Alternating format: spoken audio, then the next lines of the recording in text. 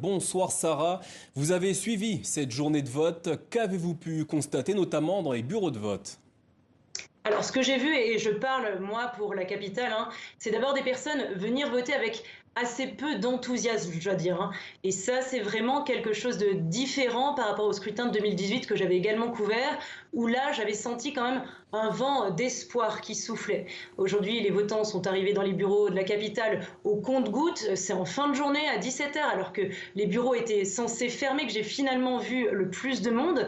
Des gens qui ont d'abord réalisé toutes leurs tâches du quotidien, qui ont travaillé pour trouver de quoi nourrir leur famille et qui se sont finalement lancés en direction du bureau de vote. Pas de grande foule, donc, vous le disiez dans le reportage. Par ailleurs, des irrégularités ont été constatées par les membres de l'Observatoire Safit, qui avaient déployé plus de 5000 de ses membres sur tout le territoire, encre censée être indélébile qui ne l'est finalement pas du tout, des délégués des candidats qui se permettent de parler aux votants, des personnes qui votent et dont le nom, au moment de signer le registre, n'apparaît pas sur le registre. Ça, c'est ce à quoi moi j'ai assisté. Je peux vous dire d'ailleurs que ma présence à ce moment-là a été extrêmement gênante dans le bureau.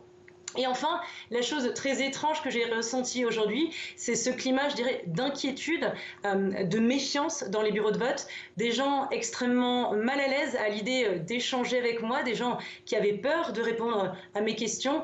Bref, un climat pas extrêmement serein, je dois dire. La campagne pour ce premier tour de la présidentielle à Madagascar s'est déroulée dans un contexte de forte tension entre le pouvoir et l'opposition, au point que 10 candidats ont appelé au boycott. Comment en est-on arrivé là? Écoutez, beaucoup se le demandent encore.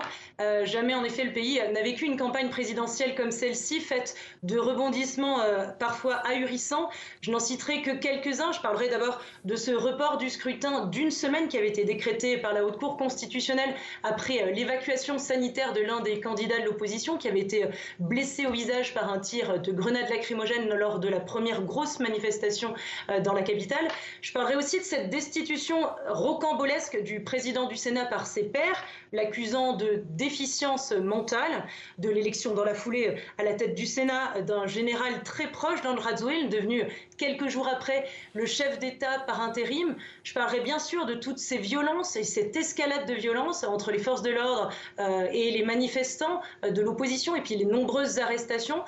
Et puis, bien sûr, vous le disiez, ce collectif des 10 candidats qui a appelé en dernier recours à boycotter le vote d'aujourd'hui, au motif que le processus électoral a été entaché de bout en bout d'irrégularités et que les instances électorales, la CENI, la HCC, n'ont eu, selon eux, d'autre but depuis le début de ce processus que de ne favoriser le président sortant André Rajoelina, et ce par tous les moyens.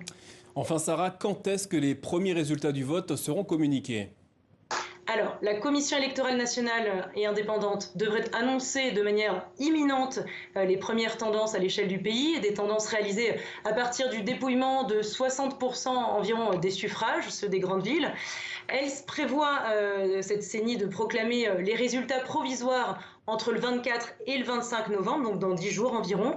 Et il reviendra ensuite à la Haute Cour constitutionnelle de proclamer les résultats officiels et définitifs de ce premier tour au début du mois de décembre.